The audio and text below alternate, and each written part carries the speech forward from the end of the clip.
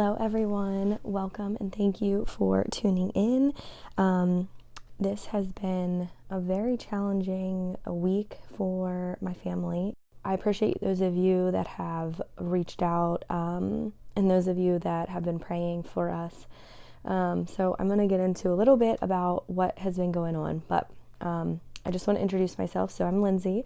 I do cash stuffing, sinking funds, and cash budgeting all through the glory and by the grace of God. And for those of you that have been around, you know the whole spiel and you know how much I love you and appreciate you. And if you have not subscribed to my channel yet, please make sure that you do that. I appreciate it so much that I can continue to meet other people and reach other people and just build this community that I am so grateful for. So, let me go ahead and just give you a little bit about what's been going on before we get into this. All right, so my nephew was born this past week, and he had a lot of diagnoses that we knew he was not going to be born like a healthy baby and live.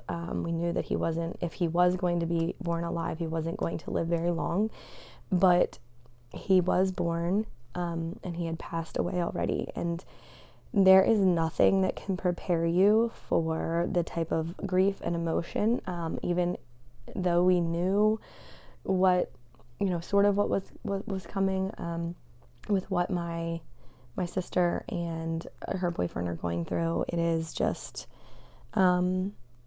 it's a grief that is very heavy and very challenging to understand. There's a lot of heartache. There's a lot of confusion and questions, of course. But I'm grateful that we've been able to be together as a family and to be with them, to try to comfort them as much as possible through this time. It's been really challenging, just dealing with the emotions that come on, like, at the most random times. You don't really know. I mean, for me, it's been kind of hard because there's been a lot happening, but when you get in that silent moment or late at night and you start to really think about what is happening and the loss of my nephew, and even for my children, that they know that they now have a cousin that is in heaven and watching over them. It's something that you have to really grieve and deal with on your own terms and in your own time, and it's very hard. But in this time, I've continued to call on the Lord, and I've continued to ask God to help me through this and to give us strength. And we know that He is looking down on us. We know that baby Lucas is an angel in heaven, and we know that one day we will meet him and see him again. And I appreciate you guys, just being so kind and loving towards us. And this video is in honor of my nephew. I love him dearly, and I love my sister and her family so much. And I hope that they know that, we've done everything that we can to be there for them in the best way that we know how. I would ask you guys if you can just continue to pray for us and for my family through this time, and through understanding like how to navigate any of this and how to even just cope with our own grief and our own feelings. And if you guys have been through something like this, my prayers go out to you, because it is extremely heavy on the heart, and it is very emotional, and it's hard to know like how to go about each day, right? So I've continued to pray to continue to ask Jesus to help, to guide us, to give us the strength, and to comfort us. I'm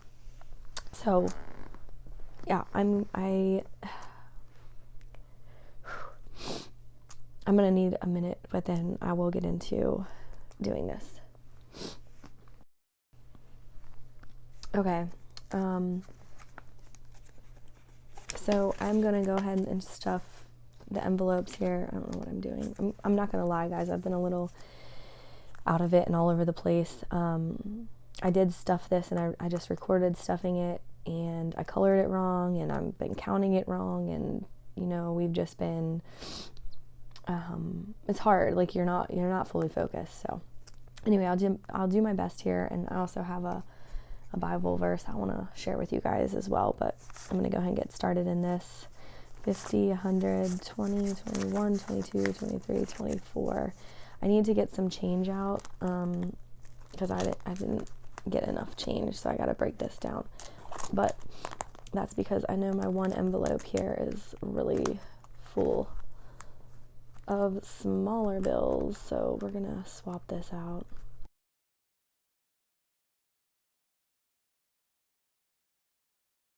Let's see, I don't think I'm going to. I'm gonna have to get some extra change. Oh my. Bear with me, guys, please. Just bear with me through this. All right. So the 32 envelope, I was gonna do 4 and 31, but I don't have a 5.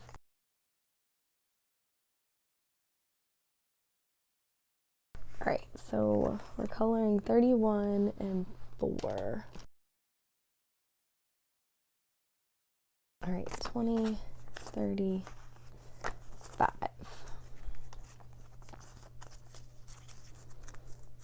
Okay. So we got that one done. So I wanted to tell you guys, it's crazy because once again, you know, the timing and the Lord and the messages are always so fitting. We went over Matthew 11 verse 28 to 30, I think, in church. Literally the day that we got the call that we needed to come up here. I don't have enough change again. Oh my goodness, I'm struggle busting it. All right, hold on. Let me get some more change out. So we're doing a 10 in this one.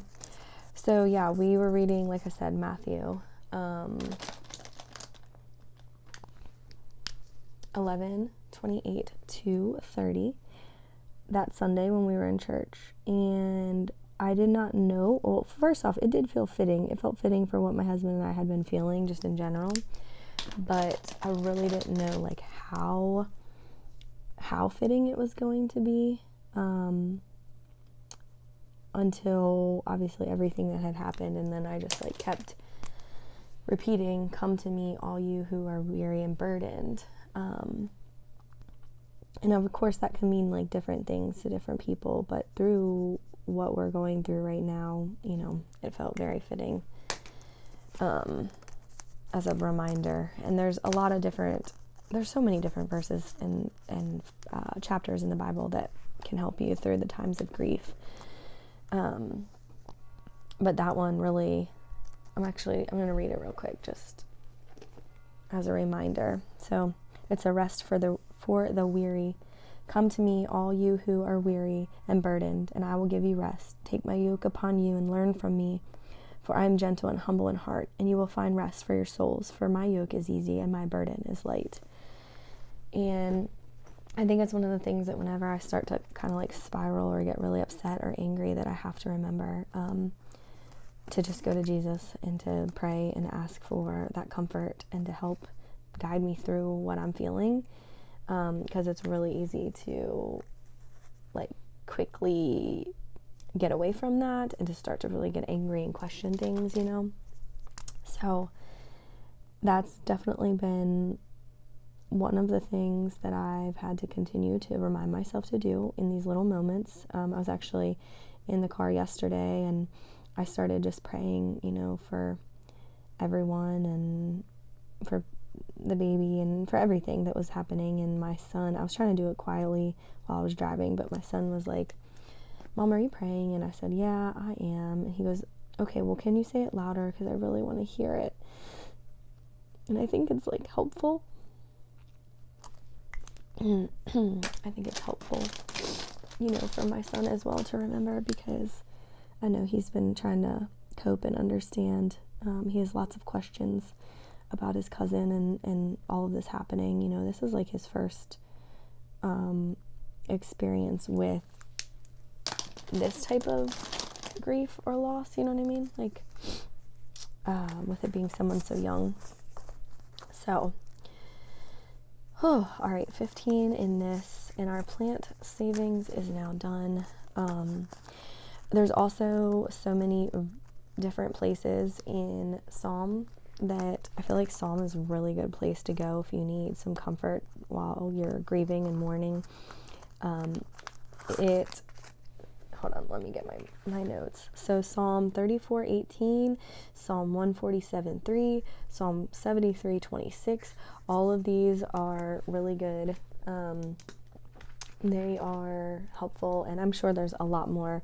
Those are just a couple of the ones that I had found and picked out as I was looking through. And in case you guys are going through something similar, or maybe you have gone through something similar, obviously this is not to make you more upset, but at the same time, I do believe that we need to address and deal with what's happening. I mean, this is a part of our life forever, They now have an angel in heaven, and this is something that we will continue to talk about and to remember him all the time, and so we have to go through addressing it. We have to go through the grief and the mourning process, as hard or as painful and challenging as it can be for us to not understand or not know how to act or what to do. I think at times it's just doing that, or saying that you don't know what to do. It's just like addressing